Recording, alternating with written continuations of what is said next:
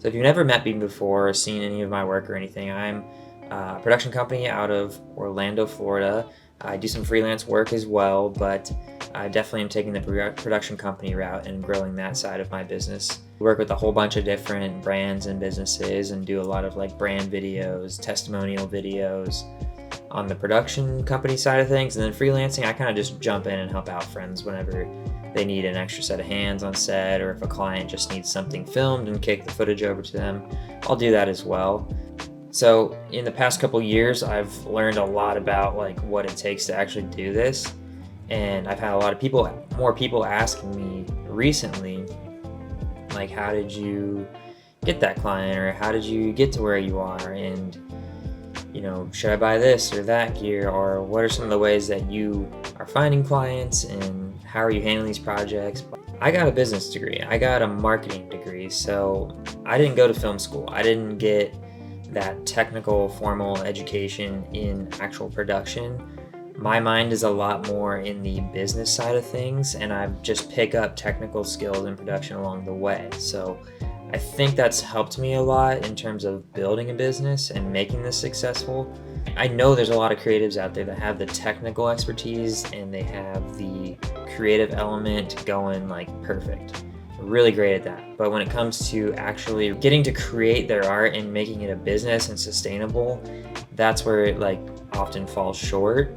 It's kind of flip-flops, like I have more of the business side of things and less of the technical. I like to think that I've picked up a decent amount of the technical stuff to be a decent shooter, a decent producer, but I would definitely say my strong suit is in the business side of running this production company and freelancing. So I've been trying to help out a bunch of my buddies lately with like, hey, you should have this person set up, have this process set up, and just make things more efficient within their businesses that will give them more time. Because when you're freelancing, especially, the maximum you can make is like your day rate times how many days you're available in the year. So if you can free up your time by being more efficient with some of your admin and operational stuff, your invoicing, your contracts, etc., then you essentially are increasing your ability to make money, increasing your availability for freelancing, and hopefully at the end of the day you can make a little bit more money. That kind of dovetails into what I would recommend any freelancer or production company focuses on as they're trying to build their business. It's just getting in front of people, meeting people face to face, and networking with people.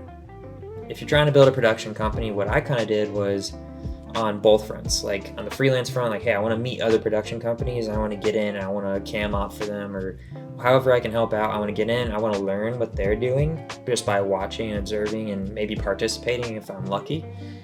And then I'll also be building my client base by going out and connecting with business owners. So that way there's opportunities on both of those fronts then for me to continually learn from production companies, make a little bit of freelance money, which is great, and then also continue building up my client base, my portfolio, and managing projects from pre-production all the way to the final edits. That's what I ultimately want to do.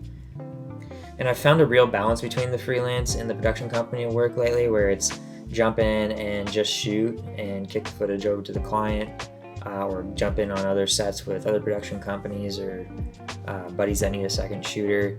That kind of stuff, which is great because you can just shoot it and you're done, and it doesn't add to your like post-production pile.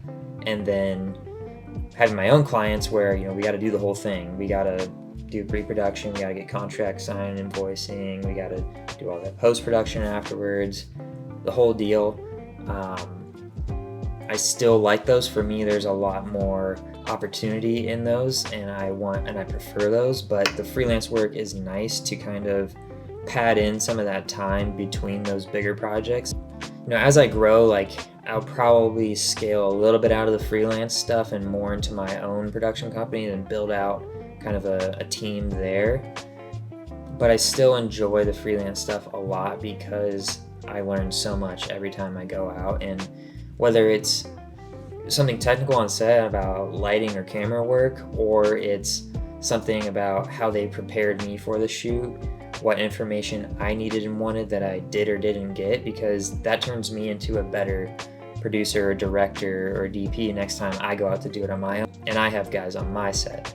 So that's kind of an interesting balance, and I was talking on a consultation call lately, which is something that I'd like to start up, and was telling them about that, like, hey, you can kind of do both, and use one as a learning element.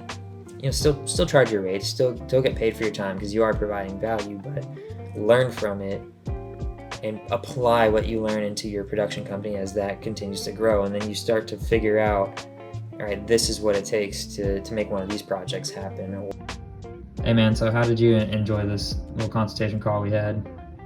I loved it. Honestly, there was so much wisdom in there. There was things I heard about in the past that, I wasn't really sure if I should focus my time on it. And now I know where to put my energy in because it worked for you. And it's not just something randomly I read on the internet. So now I'm going to go forward and push forward with those talking points that we had. And I'm looking forward to coming back to you and telling you it was a success for me. So get out, find local communities, join them, talk to people, have no ego when you go in there, and just go in to learn about people and their businesses and how they do things, and be genuine about it. It's funny, it seems like just being a good person and of course doing good work, it will get you pretty far. I say that because, again, I didn't have the formal education or technical background of a lot of the people, my peers in this community, and yet here I am. So there's definitely some merit in there.